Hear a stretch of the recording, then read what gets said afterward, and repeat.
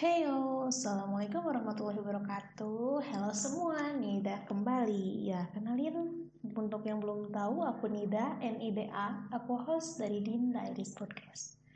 Din Diaries itu adalah sebuah komunitas muslim, sebuah Islamic page yang insya Allah akan membahas banyak hal yang berkaitan dengan Islam, seperti tips untuk beribadah khususnya nih untuk para muslimah.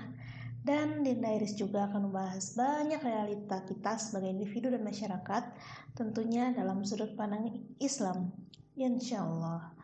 Kami hadir di sini untuk membantu teman-teman untuk tumbuh dan berkembang menjadi muslim-muslimah dengan versi yang terbaik. Insya Allah. Oke, mari kita mulai episode Din Diaries ini dengan mengucapkan Bismillah. Enjoy the show. Nah, seperti yang udah dijanjiin di episode sebelumnya, hari ini adalah lanjutan dari episode selanjutnya yang akan membahas apa aja sih yang harus kita kenali dari diri kita ini. Banyak sebenarnya, cuman di episode ini akan dibahas hal-hal yang terpentingnya saja. Oke, kan pasti masih pada bingung ya apa saja sih yang harus diketahui atau dikenali dalam diri kita. Ya tadi setelah di episode sebelumnya kita sharing tentang gimana caranya mengenal diri. Sekarang kita akan bahas apa saja yang harus kita kenali dari diri kita. Banyak kok orang yang udah tahu mereka itu hamba Allah. Mereka yang udah kenal dengan diri mereka, tapi mereka masih menyakiti diri mereka sendiri dalam tanda kutip atau belum mengenali dirinya secara keseluruhan. Karena tadi ya, yang seperti di episode sebelumnya kita bahas, kalau yang namanya mengenal diri itu bukan seperti menggosok lampu ajaib di mana akan ada yang mengabulkan, akan ada jin yang mengabulkan permintaan kita, tapi tidak seperti itu. Tapi ini adalah proses belajar seumur hidup di mana kita akan terus berproses. Mungkin kita akan mengenal diri kita sendiri, lalu ketika kita menemukan fenomena atau sesuatu diri kita lost dan lain sebagainya. Nah, banyak juga nih mereka yang sudah mencoba menulis jurnal, tapi masih aja kadang kehidupannya tetap hampa atau kosong. Seperti yang sudah di-mention di episode sebelumnya, bahwa dengan mengenal diri ini kita akan tahu cara kita ingin diperlakukan dan bagaimana kita ingin dicintai. Karena kita akan mengenal diri kita lebih baik dari sisi baik dan dari sisi buruk atau kekurangan dari diri kita. Yuk kita bahas apa aja sih yang harus diketahui dari diri kita ini. Yang pertama adalah kita harus sadar akan nilai dari diri kita. Bagaimanapun kita harus sadar bahwa kita ini berharga, kita ini bernilai, kita ini memiliki value yang bisa saja berbeda dengan orang lain. Bisa dicoba nih ketika kita misalnya nulis top 5 nilai yang kita miliki sejujur mungkin. Apakah kamu punya pemikiran yang terbuka, atau mungkin lebih dewasa, atau mungkin orangnya sabar? Bisa juga ditulis dengan sesuatu yang mencerminkan sesuatu yang mengandung kebahagiaan bagi diri kita. Misalnya kita tipe orang yang suka mempelajari hal-hal yang baru, atau kita ini punya pengalaman yang beragam. Dengan sadar nilai apa yang kita punya ini, kita akan tahu kelebihan dan kekurangan apa yang kita punya. Kita akan tahu nih kegiatan apa sih yang kita banget, dan kita juga akan tahu cara memotivasi diri kita sendiri. Dan dengan mengenal bahwa kita ini berharga juga bernilai, kita akan paham tentang personality kita. Biasanya ini bisa dicari ketika kita bertadabur atau sedang melakukan self-reflection atau bercermin diri. Lalu yang kedua, mengenal diri ini bukan hanya sebatas aspek batin, mental atau pikiran dan perasaan kita, tetapi juga fisik. Dan keduanya sama-sama penting ya. Pernah gak sih kita sadar kalau kita tuh kadang memperlakukan tubuh kita tuh sama kayak kita memperlakukan bahwa tubuh itu tuh musuh kita. Contohnya, aku baru banget belajar tentang tubuh aku di tahun 2022. Dan itu tuh jadi pelajaran yang sangat berharga banget bagi aku. Jadi aku ini adalah seorang coffee addict. Mungkin kalian yang sama-sama pencinta kopi juga sering ngerasain kalau kita belum minum kopi tuh belum bisa semangat gitu. Dan saking sukanya aku sama kopi, bisa dalam sehari aku habis 2 atau 3 gelas gitu.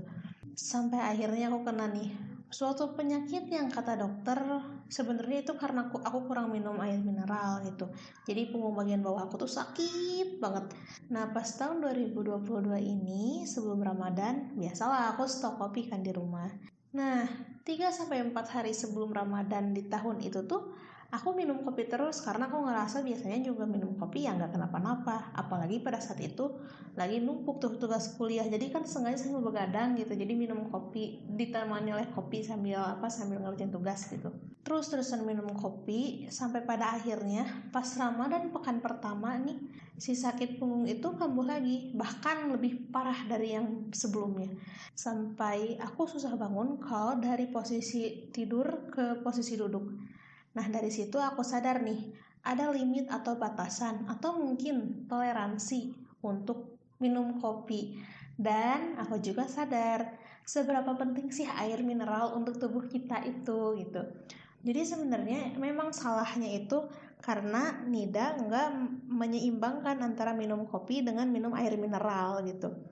Ya sampai pada akhirnya walaupun aku suka kopi banget, jadinya ya gak sebanyak dulu gitu.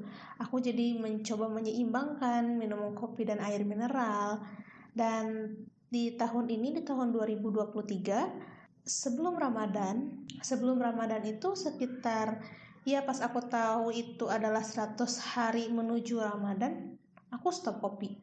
Nggak stop itu sih, tapi emang lebih mengurangi yang awalnya misalnya tiap hari jadi seminggu sekali, sampai pada akhirnya sebulan gak minum kopi gitu.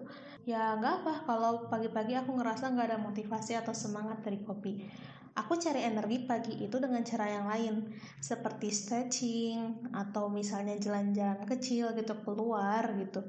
Nah, sepenting itu loh untuk mengenal tubuh kita. Pun nantinya kita akan menentukan, misalnya kita mau mulai diet atau olahraga, kita bisa menentukan goals yang lebih realistis untuk diri kita. Kadang juga fisik mempengaruhi kondisi mental atau sebaliknya. Jadi, selain mengenal dan memahami kondisi mental kita juga harus paham dengan kondisi fisik kita. Dan seperti yang tadi Nida ceritakan tentang bagaimana strugglingnya Nida karena Nida nggak paham diri Nida sendiri tentang batasan diri Nida dengan kopi dan seberapa pentingnya air mineral gitu untuk tubuh, ya itu juga jadi menghambat Nida untuk beribadah kepada Allah.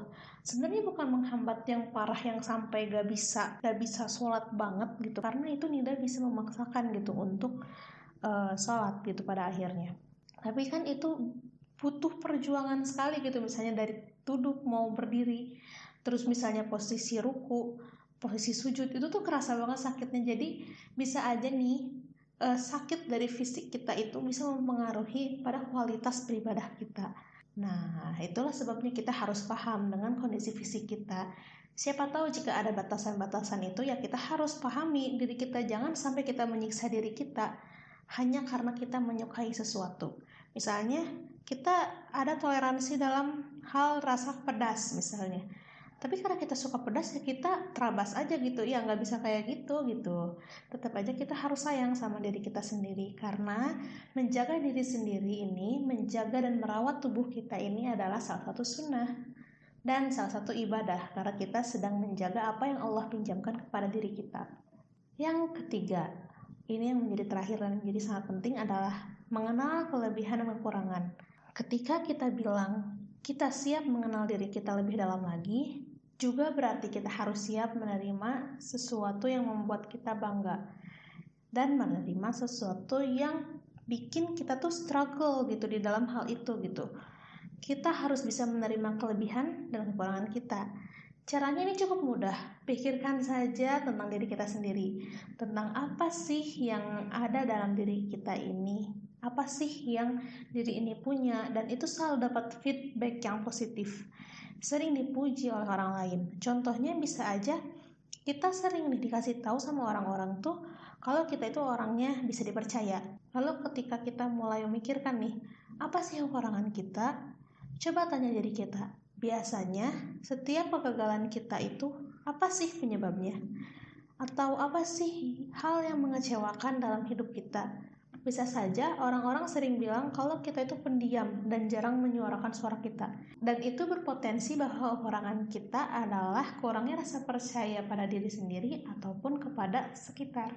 Lalu ketika kita sedang memikirkan nih apa saja kelebihan dan kekurangan kita, terima saja dulu, jangan langsung ditolak. Karena ada beberapa orang yang punya kebiasaan menolak pujian maupun kritikan dengan cara yang halus maupun kasar ya. Jadi contohnya orang yang menolak pujian itu adalah ketika dia selalu bilang atau memikirkan, ini mah tetap karena si A yang selalu membantu. Sebenarnya tanpa si B, aku gak akan kayak gini. Sebenarnya untuk kultur kita di Indonesia ini cukup baik, sehingga kita tidak dicap sebagai orang yang sombong. Tapi jika ini sudah berlebihan, itu bisa aja seolah mengkerdilkan potensi kita. Bisa aja memang benar kita sebaik yang orang lain ucapkan, tapi kita tidak menyadarinya karena kita menumpahkan pujian itu kepada orang lain. Lalu ada nih orang yang menolak kritikan. Kita bisa dibilang sudah menolak sebuah kritikan ketika ada seseorang yang memberikan kritik terhadap kita dan kita berpikir bahwa ini adalah kesalahan orang lain, bukan kekurangan dari kita. Misalnya kita berpikir, gara-gara si itu nih, coba aja si itu gak ada, pasti aku bisa melakukan yang lebih baik lagi. Nah, kembali ke poin awal tadi, bahwa saat menerima diri sendiri, kita harus menerima kekurangan dan kelebihan kita secara terbuka. Karena dari mengetahui kekurangan dan kelebihan ini, kita bisa melihat bagaimana potensi kita. Seperti apakah kita menyukai matematika atau tidak, apakah ilmu sosial adalah bidang kita atau bukan, apakah kita komunikator yang baik atau penulis yang andal, atau mungkin jika tidak handal dalam mengerjakan sesuatu, kita handal di bidang yang lain. Nah, itu salah satu fungsi kita untuk menerima diri sendiri. Jadi kita tahu potensi kita apa. Dari keseluruhan, intinya adalah kita harus tahu bagaimana cara kita berpikir, bagaimana sistem kerja tubuh kita. Kita juga perlu tahu apa yang kita bisa dan apa yang kita tidak bisa, apa kelebihan dan kekurangan kita. Menurut Nida, 3 poin tadi itu adalah hal-hal yang terpenting harus kita kenali ketika kita mencoba untuk mengenal diri kita sendiri. Jadi ketika kita berorganisasi, kita tidak akan memaksa sesuatu yang kita tidak suka untuk kita kerjakan. Lalu akan lebih enjoy dalam menjalani hidup. Dan ketika kita tahu apa yang kita suka, kita akan memperdalam hal tersebut dan menjadikannya sebuah kelebihan. Kita juga akan lebih paham bagaimana mencintai diri kita. Juga satu lagi, ketika kita merasa diri kita ini sudah sangat bernilai dan berharga, kita bisa melihat fokus kita ke depannya. Sehingga kita akan paham nih langkah-langkah apa yang akan kita ambil untuk menggapai tujuan tersebut. Nah, untuk episode kali ini cukup sekian. Kayaknya akan ada series tentang siapa aku tapi nggak akan di episode selanjutnya.